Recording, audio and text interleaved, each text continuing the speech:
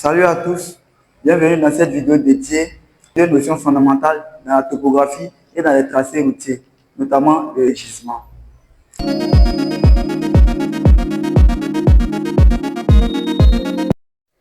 Le gisement, c'est l'angle mesuré entre une direction donnée et le nord.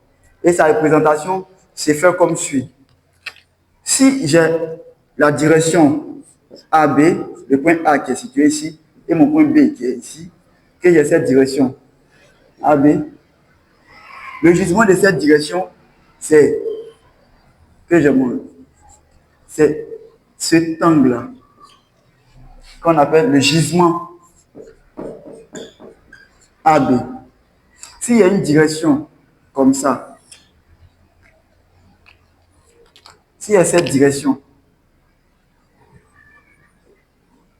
que je note ici C, je note ici D, avec mon ordre comme ça, le gisement de cette direction, c'est cet angle-là, que je vais appeler le gisement CD.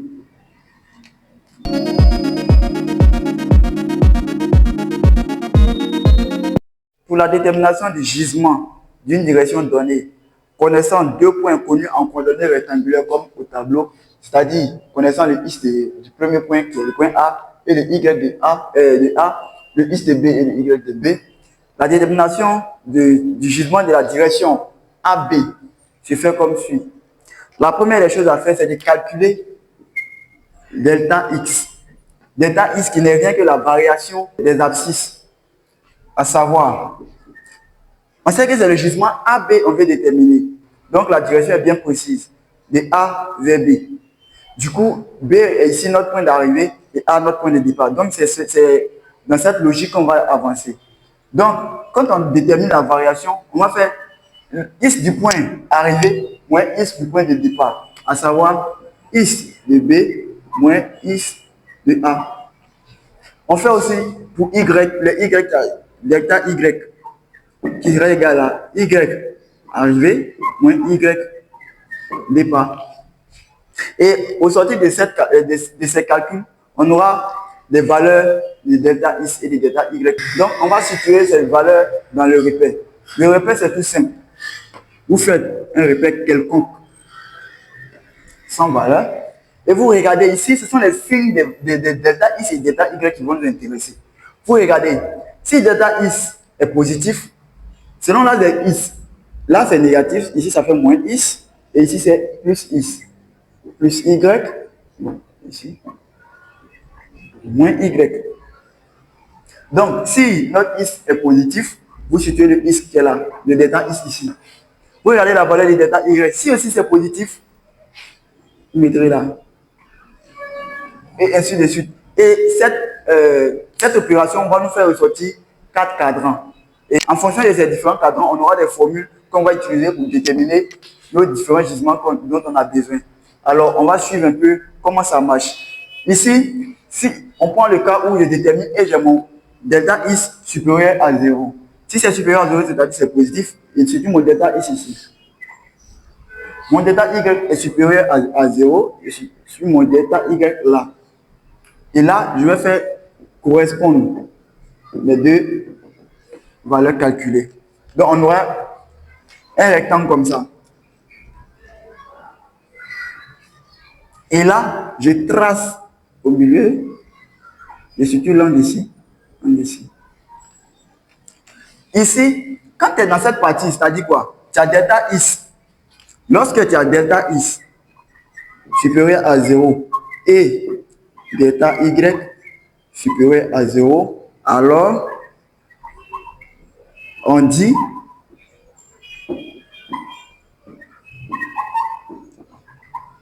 qu'on est dans le cadran 1. Dans le cadran 1. Donc, dans le cadran 1, il y a deux formules, comme je vous ai dit. Donc, les deux formules, on va les déterminer ici. Je vais appeler ici G. Bon. Le gisement, ça c'est comme si c'est la droite, le segment AB, la direction AB que je viens de représenter ici. Donc, je vais appeler ça AB égale Ça dépend de moi. Parce que ici, comme j'ai dit, nous sommes dans un repère quelconque. Et si on relie les différents points, ça nous donne un cercle. Donc ici, nous sommes dans un cercle, mais les valeurs ici ne sont pas en degrés, sont en grades et précises. Donc tous ces calculs, vous devez mettre les machines en grade pour les faire. Du coup, ici, tu as 0 grade, ou bien 0 gond, 100 grades, ou bien aussi pour d'autres, 100 gond, 200 grades, 300 grades, et un cercle entier fait 400 grades. Donc, par rapport à ces valeurs, ici, normalement, ça fait quoi? 90 degrés. Donc, on va dire quoi? 90 degrés, ça correspond à 100 grades. Un angle plat de 180 degrés correspond à 200 et ainsi de suite, ainsi de suite. Du coup, ici, on va essayer de déterminer notre gisement demandé. On nous a demandé de déterminer le gisement AB d'abord. Le gisement AB égale. Je vais partir de là pour déterminer. Donc, je considère ce temps qui est là. Si je considère ce temps, ça me donne un triangle rectangle ici. Donc, le gisement ici, mon delta I c'est de là à là. Mon delta Y c'est de ici, de là à là. Donc, tout ça, ça correspond à delta Y. Tout ça, ça correspond à delta. Il peut faire par transposition, envoyer le delta ici. Et ici, il y a même le delta Y peut rester là. Du coup, le gisement ici va être égal à tangente moins 1 ou à tangente. Pour déterminer un angle dans un triangle rectangle, c'est côté opposé sur côté adjacent. Du coup, quand on utilise tangente, bien sûr, donc ici on a tangente, le côté opposé c'est le delta X. Donc ça fait tangente de delta X sur côté adjacent qui est delta Y. Ça, c'est la première formule lorsque je suis dans le cadran 1. La deuxième formule, égale. Ici, je vais considérer ce triangle-là. Donc, le triangle est rectangle ici. Mais là, si vous remarquez bien, là, il était parti de 0 pour déterminer l'angle. Mais là, on part de 100 pour déterminer l'angle. Du coup, je prends les 100 grades moins. Parce que la valeur de l'angle qui est située ici doit être comprise entre 0 et 100 grades. Ça ne doit pas excéder 100 grades. Ça ne doit pas être plus petit que 0, donc négatif. Du coup, ça doit être resté dans l'intervalle. Pour que ça reste dans l'intervalle, je dois enlever la valeur de l'angle qui est là dans les 90 degrés. C'est-à-dire 100 grades. Pour avoir la valeur de l'angle qui est ici. Du coup, pour avoir, ça me fait 100 moins arc, ou bien tangente moins 1, 2. On vient encore sur le système de côté opposé sur côté adjacent. Ici, notre côté opposé, le delta Y va venir ici. Donc, ça nous donne le delta Y ici. Delta X, lui, reste toujours là. Et si on voit bien, l'angle est représenté ici. Du coup, notre côté opposé, là, ça devient delta Y. Delta Y devient le côté opposé, du coup, ça fait delta Y.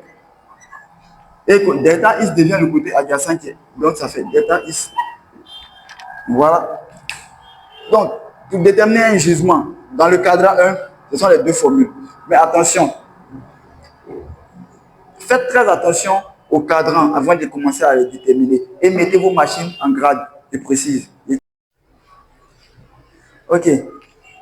Donc, tout à l'heure, on vient de déterminer les deux formules dans le cas où nous sommes dans le cadran 1. Maintenant, là, on va passer au deuxième point où on a un cas où on a delta X qui est positif et delta Y qui est négatif. La même étape. On situe les deux éléments calculés dans notre repère. Donc delta X positif, delta Y qui est négatif, il positionne là. Il rappelle, c'est un repère qui n'est pas à l'échelle. Donc on place le point là où on veut. Voilà. Donc de là à là, c'est mon delta Y. Et de là à là, mon delta X. Et je faire la correspondance. Ça tombe comme ça.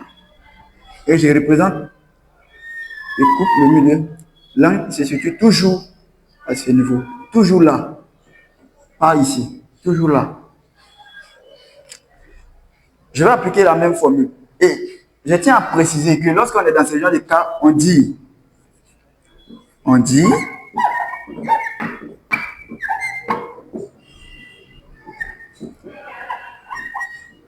est dans le cadran B. Donc, je récapitule. Cadran 1, cadran 2. Ok. On va faire sortir les deux formules. Gisement AB égale gisement AB égale. Ok, je mets parce que ce sont les directions, ce sont les vecteurs.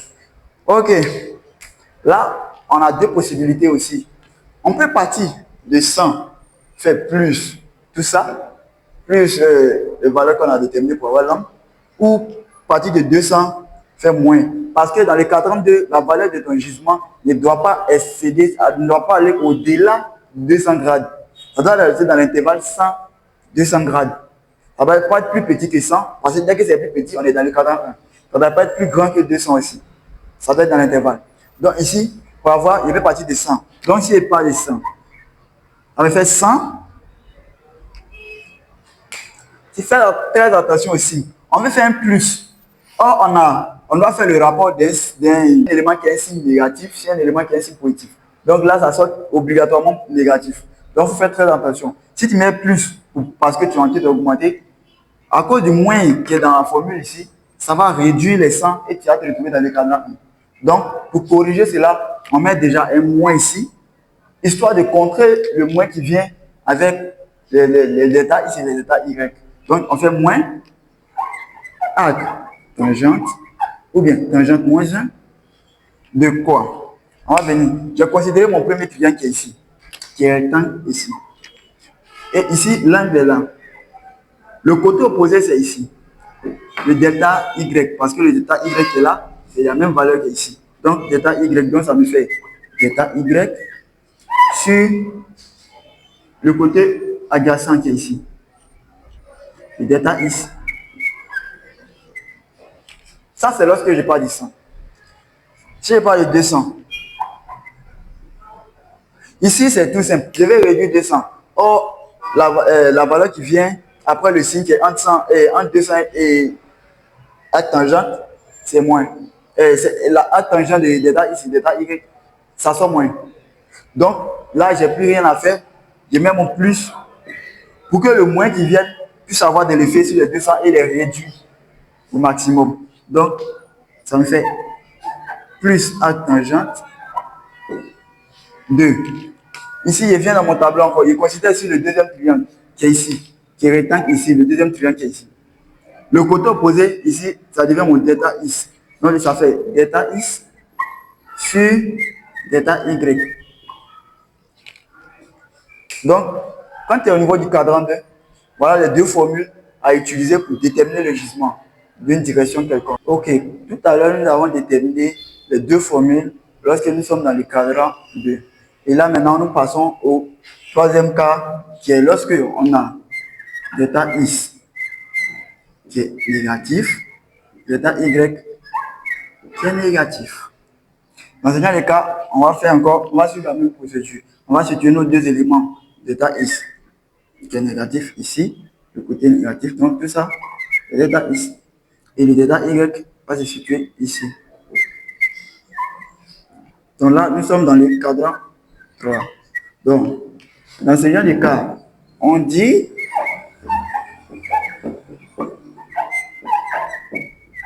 qu'on est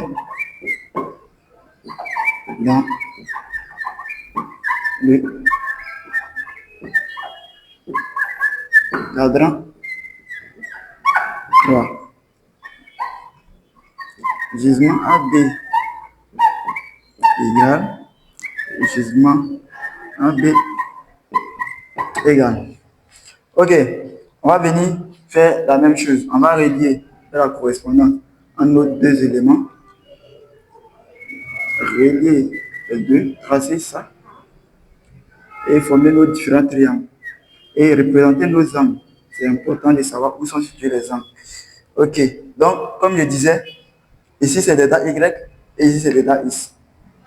Ici aussi, on a deux possibilités. La possibilité de partir de 200 grades ou de partir de 300 grades. Lorsque on est dans le quadrant 3, il faut noter que le gisement ne doit pas être supérieur à 300 grades. Il ne doit pas être plus petit aussi que 200 grades. Ça doit être dans l'intervalle. Par conséquent, c'est naturellement que les formules vont commencer par 200 grades et 300 grades. Maintenant ici, dans les deux, nos deux variations sont négatives. Dans le rapport, ça sort positif. Donc on n'a pas de problème. Dans ce cas-là, on veut augmenter 200 puisque ça doit être dans l'intervalle qui est là. Donc ça va être dans l'intervalle. On met notre plus. Le signe plus se conserve parce qu'il n'y a pas de problème. Il n'y a pas de moins comme dans le cas du cadran 2. Du coup, ça fait plus A tangente ou tangente moins 1. 2. J'ai pris 200. Donc, je considère le premier triangle qui est ici. Ce premier triangle-là, il a pour côté opposé delta X et pour côté adjacent delta Y. Du coup, la formule va donner delta X sur delta Y. Ça, c'est la première formule dans le cadre 3. La deuxième formule, ça ne doit pas être plus grand que 300. Du coup, je vais retrancher cette partie-là, cette valeur-là dans 300. Donc, ça fait moins tangente moins 1 ou arc tangente. Là, je suis dans le deuxième triangle. Je parle de 300, donc je suis dans le deuxième triangle qui est en haut. Triangle rectangle ici. L'angle est là. Mon côté opposé devient ici le delta Y qui est ici. Le côté opposé devient delta Y. Donc, ça me donne delta Y sur delta X. Voilà. Donc, pour le cadran 3, ce sont les deux formules à utiliser pour déterminer les gisements des différentes directions. Lorsqu'on est dans le cadran 3, bien sûr. Ici, dans le dernier cas, c'est-à-dire dans le cas où delta X est négatif et delta Y positif, on est dans le cadran 4. Donc, dans le cadran 4, lorsqu'on est dans ce cas-là, on est dans le cadran 4, donc on dit qu'on est dans le cadran 4.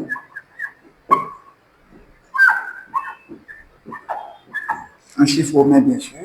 Ok, dans le cadran 4. Donc, le gisement AB égale le gisement AB égale. On va faire même chose comme dans les autres cadres, les autres cadres, pardon.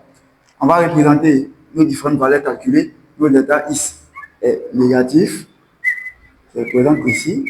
Delta Y positif, ça se représente là. Donc, on fait une correspondance et ils vont se joindre là. Ça nous donne ce triangle-là. L'angle représenté ici, bon, les deux angles. Ok, ici on est dans le cadran 4. Dans le cadran 4, le gisement doit être compris entre 300 et 400 grades, pas plus, pas moins. Ça doit être dans l'intervalle. 301, ça passe, 300, à partir de 300 pour monter, ça passe. Ça ne doit pas excéder 400 grades. Parce que vous voyez bien, 400 et 0 partagent un trait. Du coup, si on excède, c'est comme si on a déjà fait le tout, et puis on a fait un autre tout encore. Du coup, veillez bien à cela. Si vous calculez un gisement de cadran 4 que vous avez une valeur qui est supérieure à 400 grades, revérifiez. Certainement, vous avez fait erreur ici. Donc, ici, c'est naturellement aussi comme dans le cas de 200 et 300, notre gisement va commencer 300 et 400. Ok, là, on est un peu dans le cas du cadran 2. Le cadran 2, on avait Y, le X positif, le Y négatif, dont la valeur devait donner négatif. Du coup, il y avait un problème ici qui se posait. C'est le même cas ici. Du coup, ici, on va faire le même raisonnement que dans le cadran 2. 300 grades. Ça ne doit pas être moins de 300 grades. La valeur qui vient va sortir négative puisque le rapport de ces deux éléments sera négatif. Donc, pour contrer le signe négatif qui vient, je mets déjà un négatif ici. Donc, moins fois moins, ça fait plus. Donc, ça fait moins arc tangente ou tangente moins 1, c'est la même chose, égal à, ça me donne, lorsque je considère 300 grades, je suis dans ce premier triangle-là, qui est rectangle ici. Donc, le côté opposé, c'est le delta Y, parce que le delta Y qui est représenté ici est la même valeur ici aussi. Est représenté ici, le delta Y c'est représenté ici. Le delta X qui est ici est représenté ici aussi. Du coup, ça me donne delta Y sur delta X. C'est là, côté adjacent. Ça, c'est la toute première formule. Et ici, lorsqu'on parle de 400, si je mets un moins, le moins et le moins d'ici vont devenir plus. Ça va augmenter. Au lieu de moins de 400, on aura plus de 400. Donc, pour contrer cela, on va faire plus pour garder le signe moins de l'entité qui vient. Arc, tangente. Là, on est dans le deuxième triangle. On parle de 400, donc on est dans le deuxième triangle qui est là. Rectangle ici. Le côté opposé, c'est notre delta X. Et le côté adjacent, delta Y. Ainsi, dans le cadran 4, pardon, voilà les formules nécessaires pour déterminer les différents gisements.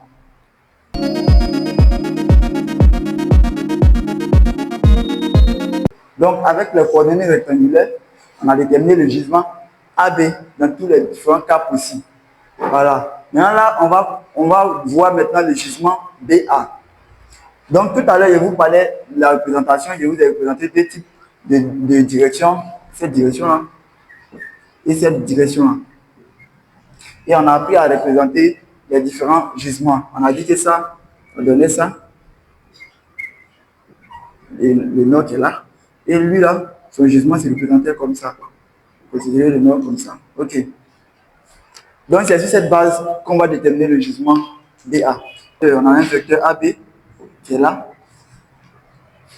Le vecteur BA, c'est le vecteur inverse au vecteur AB. Donc, on va dire que chaque gisement est spécifique à un vecteur bien précis. Du coup, le gisement AB n'est pas pareil que le gisement BA. C'est son inverse. Du coup, c'est ce qu'on va appliquer ici. Donc, avec ces deux gisements, je vais vous montrer comment déterminer le gisement inverse d'un gisement connu. On a déjà déterminé les différentes formules pour calculer les gisements. Supposons que ça soit le gisement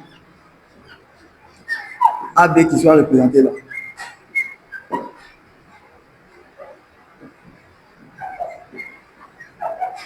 Le gisement AB est représenté comme ça.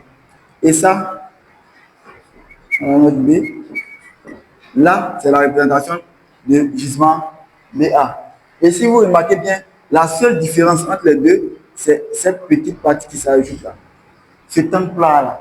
Et tout à l'heure, dans notre cercle, je vous ai dit que ça, le 0 était ici. Un angle droit, c'est 100 grades. Un angle plat, c'est 200 grades. Donc, c'est cette opération qu'on va prendre pour déterminer. Du coup, connaissant le gisement AB, si on veut déterminer le gisement BA, donc le gisement BA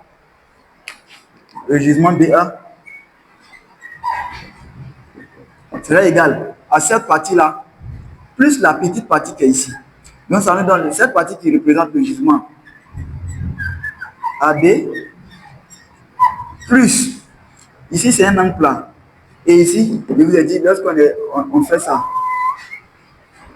qui correspond à un angle plat, ça nous donne une valeur de 200 grades. Donc, ça correspond à 200 grades. Donc, ça nous fait le gisement AB connu, plus 200 grades. C'est comme ça qu'on détermine le gisement inverse. Maintenant, dans les cas où la direction est comme ça,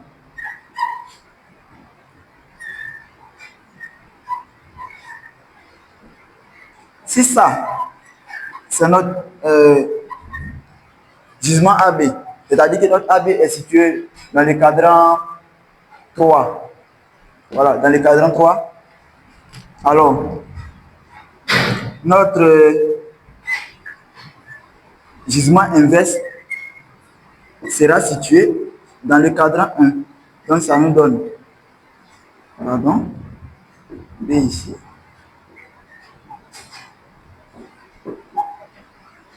A là. Donc, le gisement qui est là va donner ça. Puisque sa direction, c'est ici, ça donne ça. Donc, cette partie-là, on a dit qu'ici, c'est un angle de 200 grades. Du coup, le gisement BA, c'est égal au gisement AB. Mais là, la différence entre ça et ça, c'est l'angle qui est ici aussi. Et c'est lui là qu'on veut, la petite partie qui est ici. Du coup, on va retrancher ça dans tout cet angle-là. On va retrancher les 200. Du coup, ça nous donne AB moins 200 grades pour avoir le gisement inverse. Donc, ce qu'il faut retenir au niveau des gisements inverses, c'est simple. Lorsque vous avez une direction, le gisement d'une direction et que vous voulez son inverse, c'est simple. Vous regardez la valeur du gisement que vous connaissez, vous comparez cette valeur à 200 grades. Si la valeur est inférieure à 200 grades, vous faites plus 200 grades. Si la valeur est supérieure à 200 grades, vous faites moins 200 grades pour avoir le gisement que vous cherchez. Et élément très important pour vérifier cette théorie, c'est que lorsque tu as un gisement qui est dans cet intervalle, son contraire, c'est ici. Son contraire donne un gisement du cadran 1. Et lorsque vous avez un gisement du cadran 2, son contraire donne un gisement du cadran 4. Toujours. Parce que ici, c'est la valeur comprise entre 100 et 200. Donc, si vous avez même 100, que vous faites puisque ça ne peut pas être 100, 0, ça peut être 100, quelque chose, bien 101, donc quand vous allez faire plus de 200, vous allez dépasser 300 grades. Donc vous vous retrouvez ici. C'est pareil qu'ici. Ici, vous avez dépassé 200 grades. Quand vous faites moins 200 grades, il reste la petite partie qui est en haut. Si vous avez 290, si vous faites 200 grades, il va rester 90 grades. Donc c'est compris entre 0 et 100 grades. Donc vous vous retrouvez dans le cadran 1. Voilà.